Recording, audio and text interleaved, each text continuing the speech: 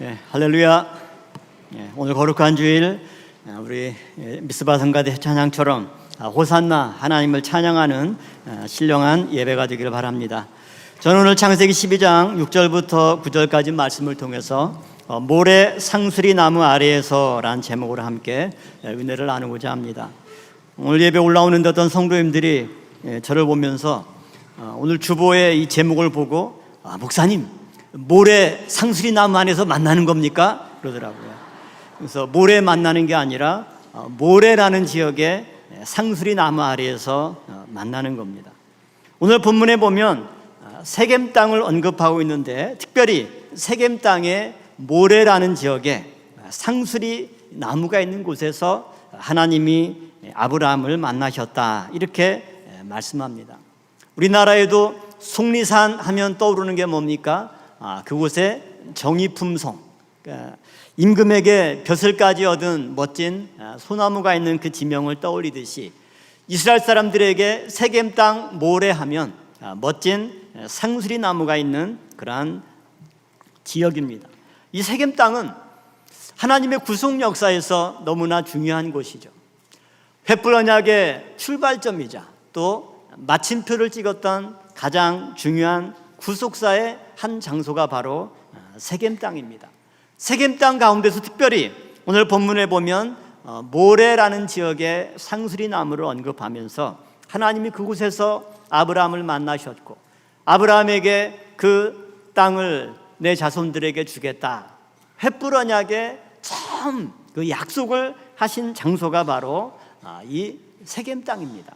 그렇다면은 하나님께서 왜 이처럼 세겜 땅, 특별히 모래 상수리 나무 아래에서 아브라함을 만나주시고 아브라함에게 이런 큰 축복을 주셨는가? 이 내용을 오늘 설교를 통해서 함께 살펴보도록 하겠습니다. 먼저 이 모래라고 하는 지명의 뜻을 보면 히브리어로 모래라고 하는 동사는, 모래라는 단어는 동사 야라라고 하는 단어에서 유래된 지명입니다. 동시에 그 단어는 이른비 또는 선생, 이런 뜻을 갖는 단어가 히브리어 모래죠. 그래서 이 모래의 어근인 야라라고 하는 동사는 크게 네 가지 뜻이 있습니다. 첫 번째는 내리다, 그러니까 주로 비가 내리는 경우를 가리키는 건데 이 내리다라고 하는 뜻에서 이른비라고 하는 뜻을 갖게 되는 거고요. 두 번째는 쏘다, 겨누다, 보통 화살을 쏠 때 사용되는 의미입니다. 세 번째는 던지다, 이 경우는 돌을 던지는 거죠. 그리고 이러한 두 번째와 세 번째 뜻에서 마지막 네 번째 가르치다, 그런 뜻이 파생이 되었고 이 세 가지 뜻에서 교사 또는 선생이라는 단어가 히브리어로 모래라고 하는 단어입니다. 이처럼 다양한 뜻을 가진 히브리어 야라라고 하는 단어는 성경에서 이른비를 가리키는 전문 용어로 사용되기도 했고 또 가르침과 교육을 상징하는 선생이라는 뜻을 갖게 되었다라고 하는 겁니다. 그렇다면 하나님께서 오늘 아브라함을 세겜 땅 모래 상수리 나무 아래에서 만나셨다라고 하는 이 구속사적인 만남을 우리는 어떻게 해석해야 되나? 첫 번째로 모래는 이른비의 축복을 상징합니다. 이 모래라고 하는 단어는 방금 말씀드린 대로 지명이자 동시에 이른비를 가리키는 단어이죠.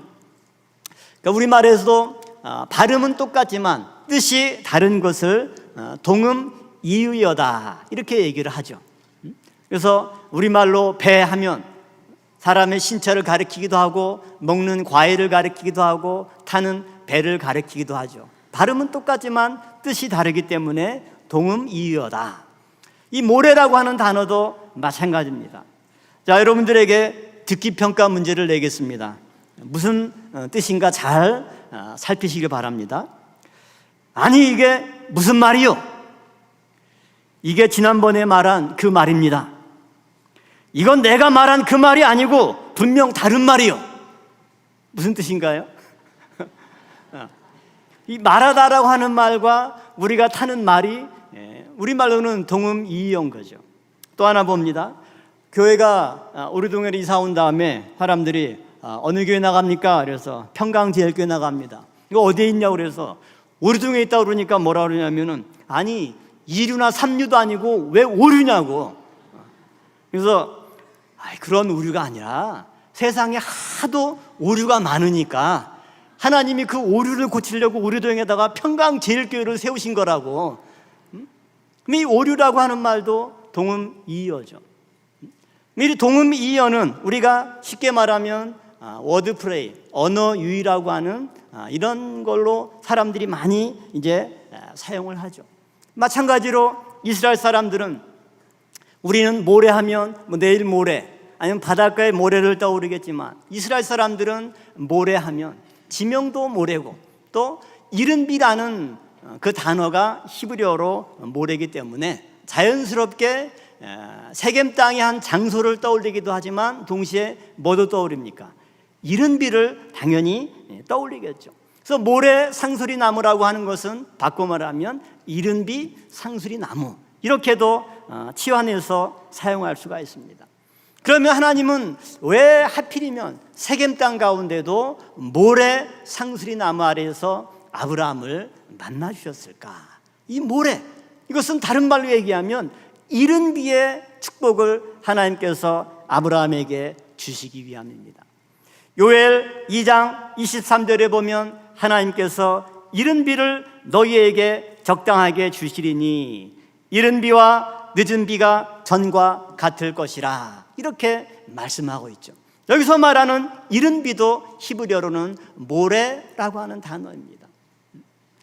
이른비는 우리나라 계절로는 가을쯤에 내리는 비죠. 그러나 그 이른비는 6개월의 건기가 끝나고 우기가 시작되는 초기에 내리는 비가 이른비입니다. 우리나라의 기후 환경으로 치면 봄비 정도에 해당하겠죠. 겨우 내내 춥고 또 먹을 것이 이제 점점 떨어져 갑니다. 봄에 씨를 뿌려서 파종을 해야 이제 열매를 맺고 가족들이 먹고 살 수가 있는 거죠. 그런데 봄에 비가 내리지 않고 봄 가뭄이 지속이 되면 농부의 마음도 타들어갑니다.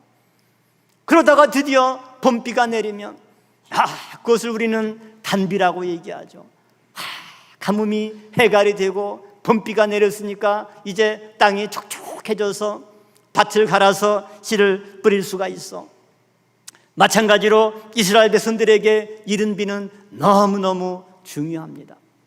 우리가 봄비를 기다리는 것보다 이스라엘 사람들에게는 훨씬 더 절박하고 훨씬 더 오랜 기다림 가운데 이른비가 내릴 때 그들은 하나님의 크신 축복으로 그 이른비를 생각하고 하나님께 감사하면서 기쁨으로 씨를 뿌리는 것이 이스라엘 백성들의 삶입니다. 그러므로 이른비는 이스라엘 사람들에게 축복과 희망의 상징이 되는 거죠. 그러한 이른비와 똑같은 발음의 지명이 바로 모래라고 하는 지명입니다. 그러므로 하나님께서 아브라함을 특별히 모래에서 만나 주셨다라고 하는 것은 무엇을 의미합니까? 아브라함에게 이른비의 축복을 허락하겠다라고 하는 약속인 거죠. 아브라함이 모래 상수리 나무 아래에서 하나님을 만남으로 이제 아브라함의 인생에 놀라운 이른비의 축복이 임한 것입니다. 우리 성도들의 가정에도 오랜 가뭄이 있고 그래서 하나님께서 우리 가정에 이른비의 축복을 내리지 않으면 이제 통장 잔고도 바닥이 나고 지출해야 될 공과금도 많고 지출해야 될 여러 가지 생활비가 있는데 더 이상 버틸 여력이 없다. 얼마나 우리의 마음이 절박합니까? 그러할 때 하나님께서 모래 이른비를 내려주시기만 하면은 와, 단비가 내렸구나. 하나님의 응답이 주어졌구나. 너무너무 감사하고 새로운 희망과 소망 가운데 한 해 농사를 시작할 수 있는 것, 이것이 바로 이른비의 축복입니다. 이러한 오랜 기다림 가운데 하나님의 응답, 하나님의 축복이 주어지는 것, 이것이 바로 이른비가 갖는 중요한 의미죠. 시편 40편 1절과 2절 말씀 보면 다윗의 간절한 기도가 나옵니다.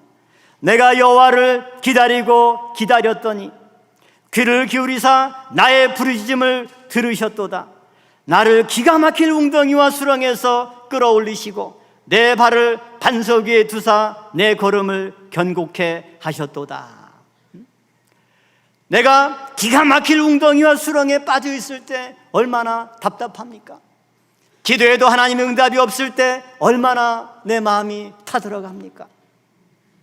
오늘 여기서 내가 여호와를, 이 여호와라는 단어를 이른비로 바꾸면 내가 이른비를 기다리고 기다렸더니 드디어 하나님께서 나에게 응답을 주실 때 내가 그동안 움짝달짝 못하고 빠져있던 기가 막힐 그 웅덩이와 우리 인생의 모든 수렁에서 하나님이 나를 건져 주실 줄로 믿습니다.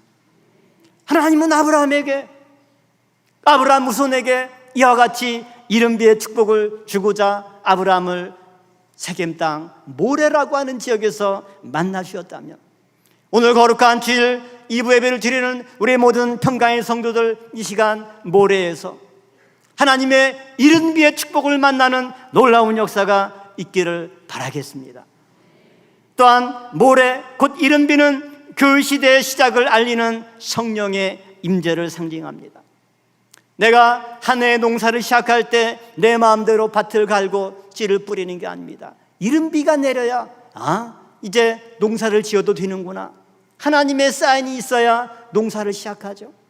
마찬가지로 그 시대의 시작, 내 마음대로 사람들이 만든 것이 아니라 이른비와 같은 성령의 강림이 있을 때 비로소 교회 시대가 시작이 되었습니다. 구약의 때가 가고 신약 교회 시대는 이처럼 부활하신 예수님께서 약속하신 성령이 임하실 때 시작이 되었던 거죠.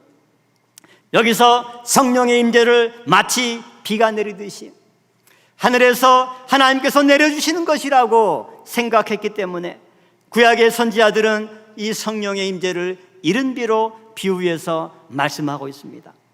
그래서 요엘 선지자는 이른비와 늦은비에 대해서 말씀하신 가운데 요엘 2장 28절과 29절 말씀 보면 이제 마지막 때 하나님께서 부어주실 성령에 대해서 말씀하고 있죠.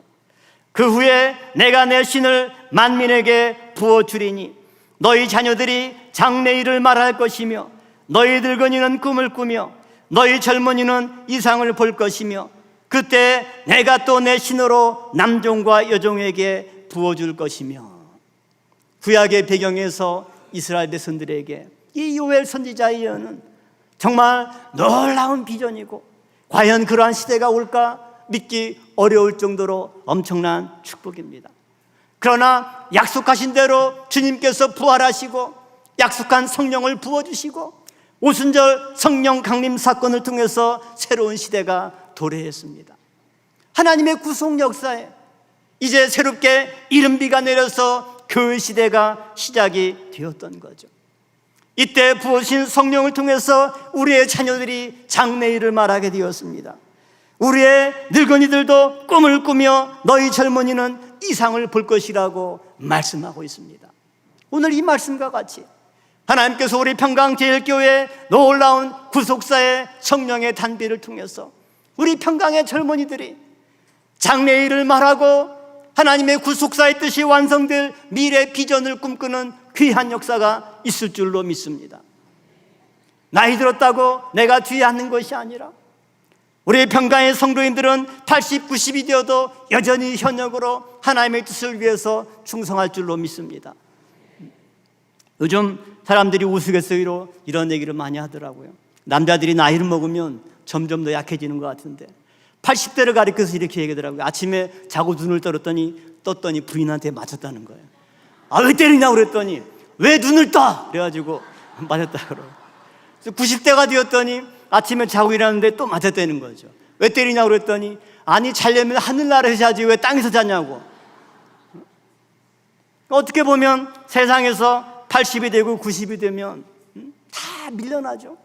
근데 아까 모리아 성전 올라오는데 80, 90대는 우리 성도님들 여전히 모리아 계단을 힘차게 올라오십니다.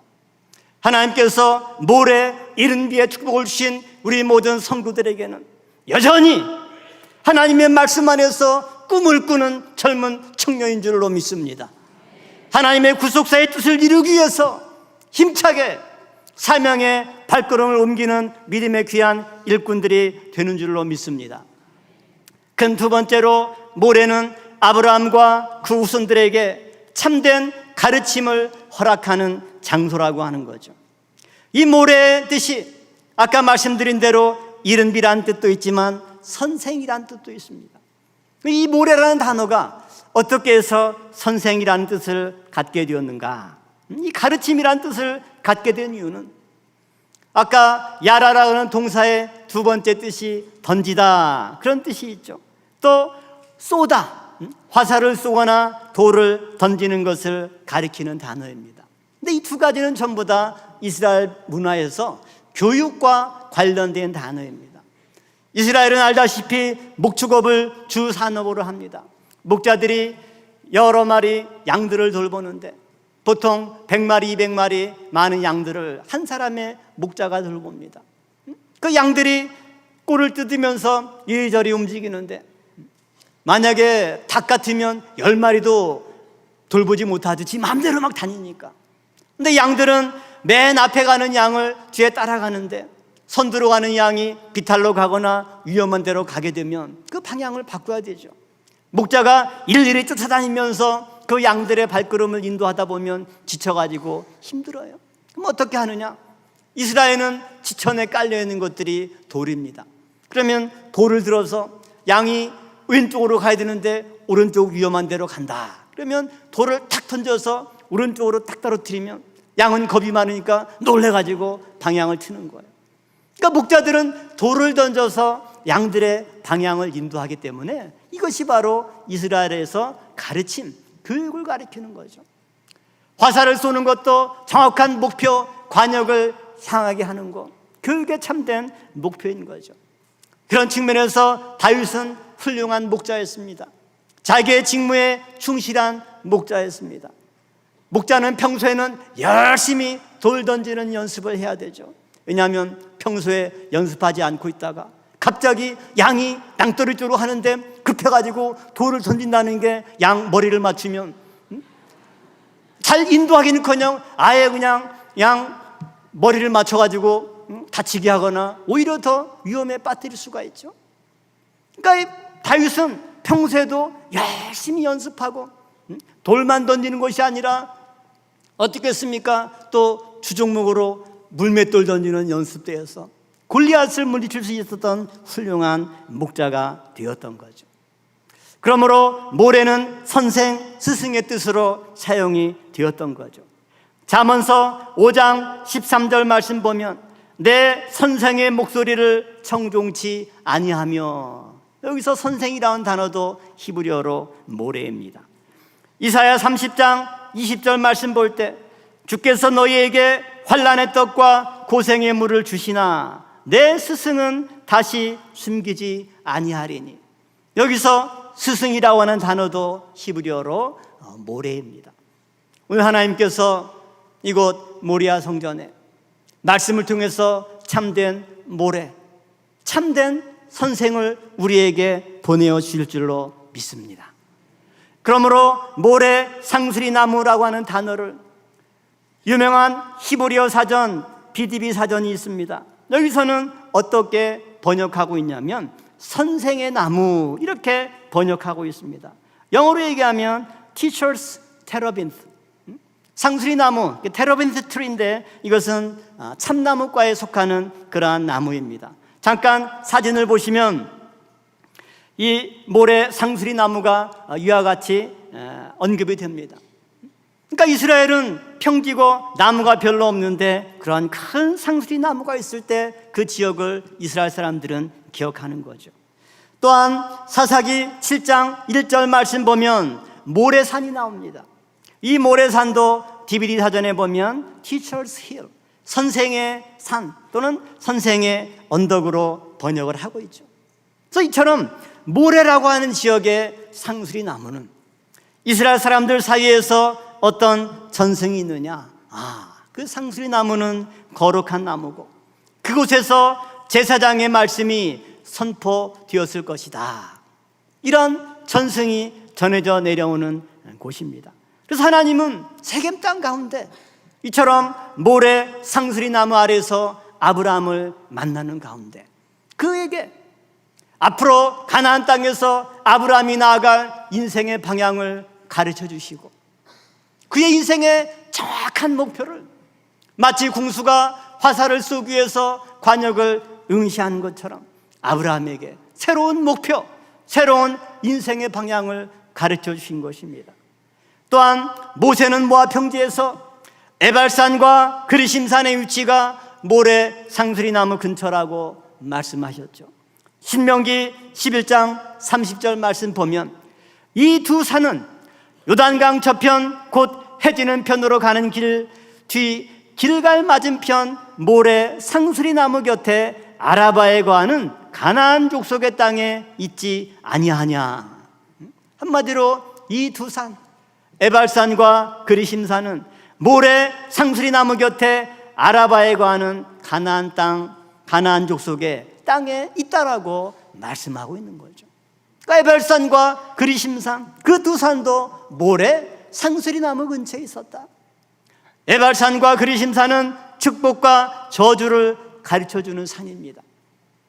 에발산과 그리심산은 하나님을 온전히 믿으면 축복이요 순종은 축복이고 불순종은 저주라고 하는 것을 우리에게 가르쳐주는 참 교육의 현장이 에발산과 그리심산이죠.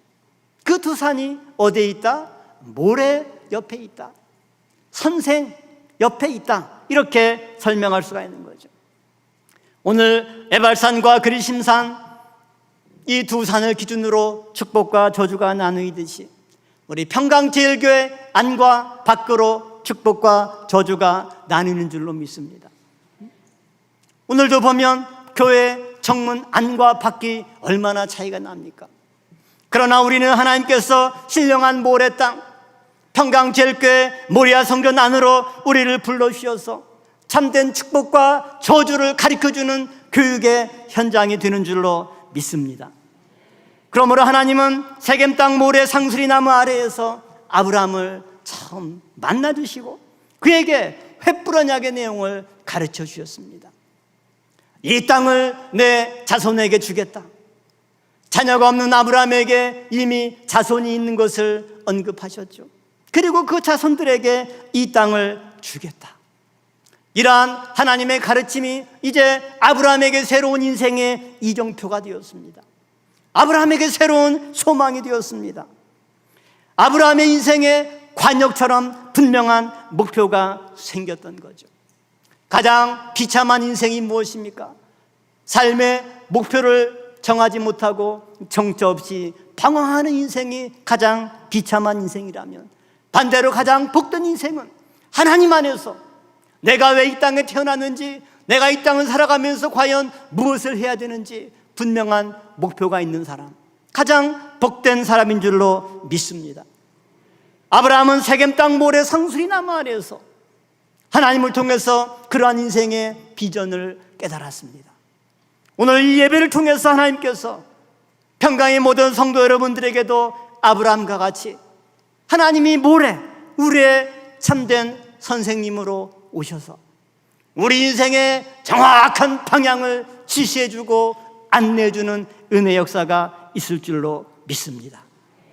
그래서 더 이상 우리가 방황하지 않고 하나님이 원하시고 기뻐하시는 인생의 목표를 향해서 힘차게 올바로 전진하는 믿음의 역사만이 있을 줄로 믿습니다. 큰 세 번째로 모래는 아브라함과 그 후손들에게 예배와 갱신의 장소였다라고 하는 사실이죠. 오늘 본문 창세기 12장 7절 말씀 보면 여호와께서 아브라함에게 나타나 가라사대 내가 이 땅을 내 자손에게 주리라 하신지라 그가 자기에게 나타나신 여호와를 위하여 그곳에 단을 쌓았다. 이렇게 말씀하고 있죠. 그러므로 세겜 땅 모래는 하나님께서 아브라함에게 처음 나타나신 장소죠. 하나님은 갈대아 우르에서 아브라함을 인도하시는 가운데 그를 가나안 땅에 이끄는 것이 처음 구속사의 목적이었습니다. 아브라함이 북쪽에서부터 가나안 땅으로 내려왔기 때문에 아마 가나안 땅 지명 가운데 가장 먼저 당도한 곳은 가장 북쪽인 단이었을 것입니다. 세겜 땅은 우리나라로 치면 대전 정도 중부지방에 해당하는 지역입니다. 우리나라로 치면 아브라함이 이제 38선을 넘어서 의정부에 왔는데 하나님이 내가 왜 가나안 땅에 왔는데 안 보이시지? 서울에 가면 하나님이 나에게 나타나실까? 서울에 와도 나타나지 않아요. 수원까지 내려왔는데도 하나님이 나타나지 않습니다. 천안까지 와도 나타나지 않아요. 대전에 이르러서야 비로소 하나님이 아브라함에게 나타나신 것처럼 아브라함이 북쪽의 단부터 갈릴리를 떠나서 여리고를 지나서 세겜 땅을 통과할 때까지 하나님은 아브라함을 만나주지 않고 통과. 여러분이 아브라함의 심정이라면 얼마나 마음이 답답하겠습니까? 하나님이 나를 가나안 땅으로 가라고 해서 내가 이곳에 왔는데 가나안 땅에 온 지가 언젠데 하나님은 왜 나한테 나타나지 않고 아무 말씀도 없으실까? 그러다 그 가나안 땅을 다 통과해서 이제 중부지방쯤 되는 세겜 땅 모래 상수리 나무 이르렀을 때 하나님이 아브라함에게 나타나신 거죠. 그러니까 오늘 본문에 보면 아브라함이 너무너무 감사해서 자기에게 나타나신 하나님께 단을 쌓은지라. 아브라함은 드디어 가나안 땅에서 세겜 땅에 왔을 때 모레라고 하는 지역에 왔을 때 비로소 하나님을 만났습니다. 그 하나님을 만난 것에 감사해서 하나님께 예배를 드렸던 거죠. 오늘 우리는 아브라함의 이런 행로를 통해서 볼 때 오늘 우리에게도 하나님이 언제 나에게 나타나시고 언제 나를 만나주실까? 여러분들이 신앙생활 가운데 내가 이 정도 열심히 했으면 이제 하나님이 나에게 나타나서 응답 주실 만도 한데 왜 아직도 나에게 나타나지 않나? 그것은 아직 우리가 세겜 땅 모래 지역에 당도하지 못했기 때문입니다. 아직 우리의 믿음의 분량이 차오르지 못했기 때문이죠. 그럼에도 불구하고 아브라함은 낭망하지 않고 계속해서 믿음의 발걸음을 옮길 때 세겜 땅 모래 상수리 나무 아래서 드디어 하나님을 만났던 것입니다. 이러한 만남의 자리, 은혜의 자리, 우리에게 참된 가르침과 인생의 목표를 제시해 주시는 계시의 장소, 이곳이 바로 모래 상수리 나무 아래였듯이 오늘 지금까지 하나님께서 나에게 나타나지 않아서 답답해하고 하나님이 왜 나에게 나의 기도에 응답해 주지 않나 괴로웠던 성도들이 있다면 오늘 이 시간 신령한 모래 상수리 나무 아래에서 하나님을 만나는 은혜 역사가 있을 줄로 믿습니다. 그 결과 아브라함은 하나님께 감사해서 단을 쌓았습니다. 단을 쌓았다 오늘날 감사 예배를 드린 거죠. 하나님께 최고의 감사는 바로 예배입니다. 그 예배 가운데 참된 예배는 통회하는 마음으로 드리는 예배죠.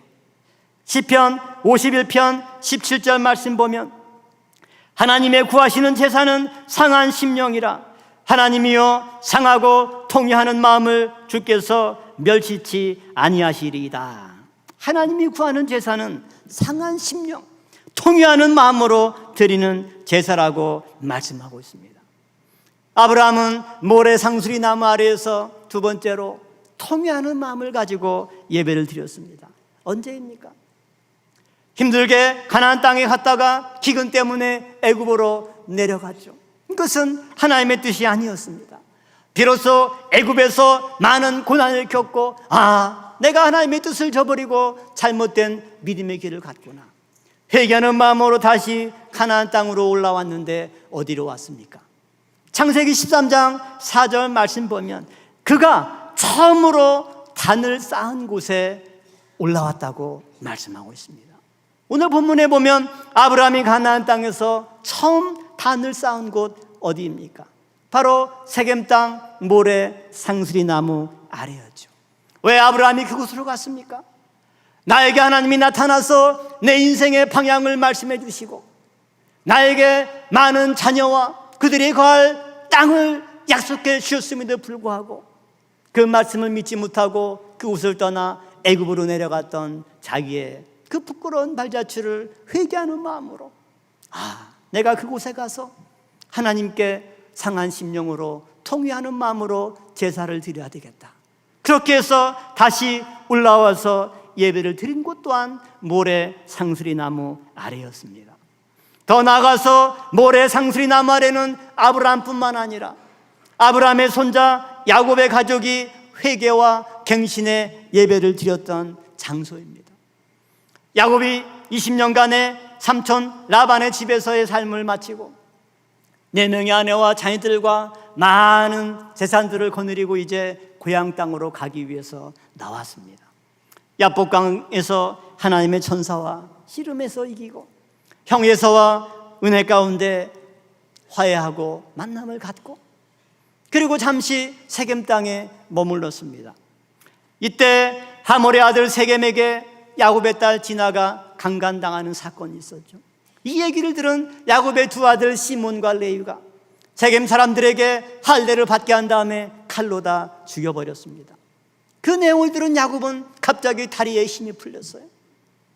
저들이 수가 많고 강한데 복수하기 위해서 공격하면 우리의 가족은 약하고 몰살당할 텐데 이 녀석들아, 너희가 이렇게 철없는 짓을 했느냐. 가장으로서 야곱은 너무나 두려웠습니다. 자기 가족의 안위가 심각한 위기에 빠져 있음을 느꼈죠. 하나님께 무릎을 꿇고 매달렸습니다. 그때 하나님께서 야곱에게 요구한 것이 무엇입니까? 야곱아, 베델로 올라가라.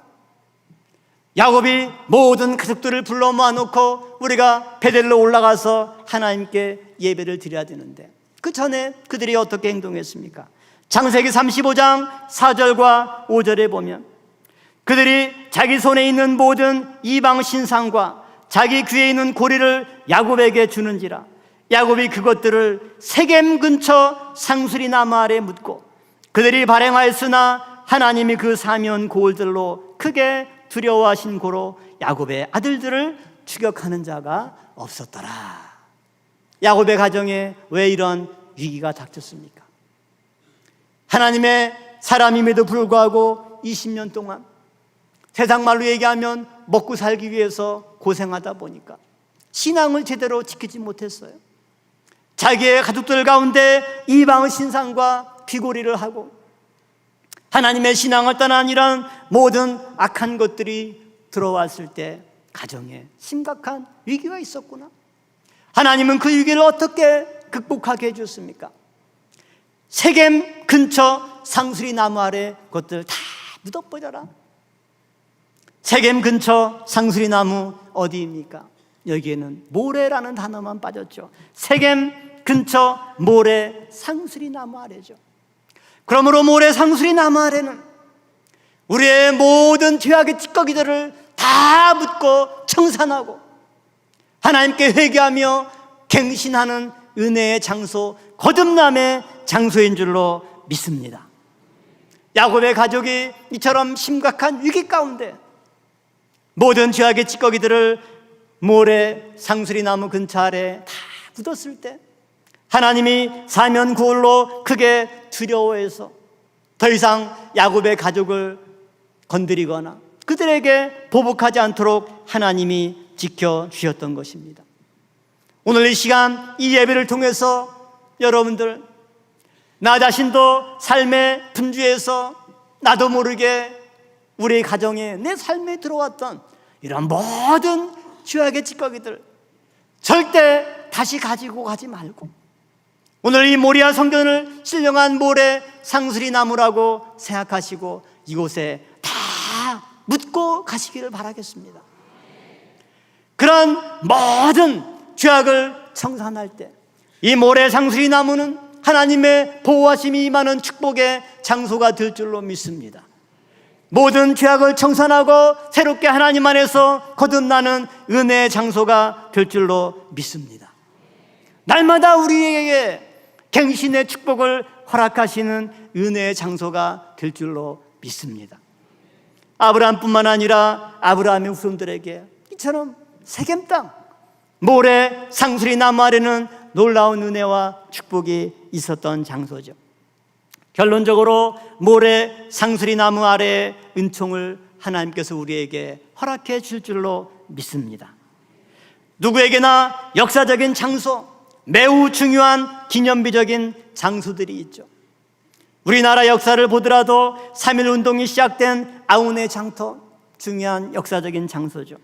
메가더 장군의 인천 상륙 작전이 이루어졌던 지역, 또 조선 왕조의 궁궐 중 하나였던 경복궁, 하나하나 그 이름만 들어도 고개가 끄덕여지면서 중요한 역사적인 장소입니다. 우리 교회에도 청평, 오색, 구례 등 교회 역사와 관련된 중요한 연수원들이 많이 있습니다.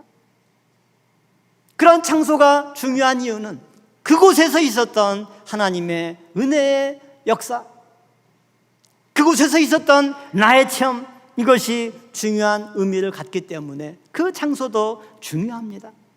아브라함에게는 가나안 땅 전체, 그 땅을 하나님이 자기에게 주었지만 그 땅에서도 참 자기에게 나타나신 곳, 그래서 이른 비와 같은 축복, 나의 인생의 방향과 목표를 참된 선생이 되어서 가르쳐 주셨던 모래 땅, 특별히 상수리 나무 아래에서 하나님을 만났고 하나님께 은혜 받았던 그 장소, 아브라함은 평생 잊을 수가 없었던 것이죠. 오늘 저 여러분들에게 이와 같이 모래 상수리 나무와 같은 지역은 과연 어디입니까?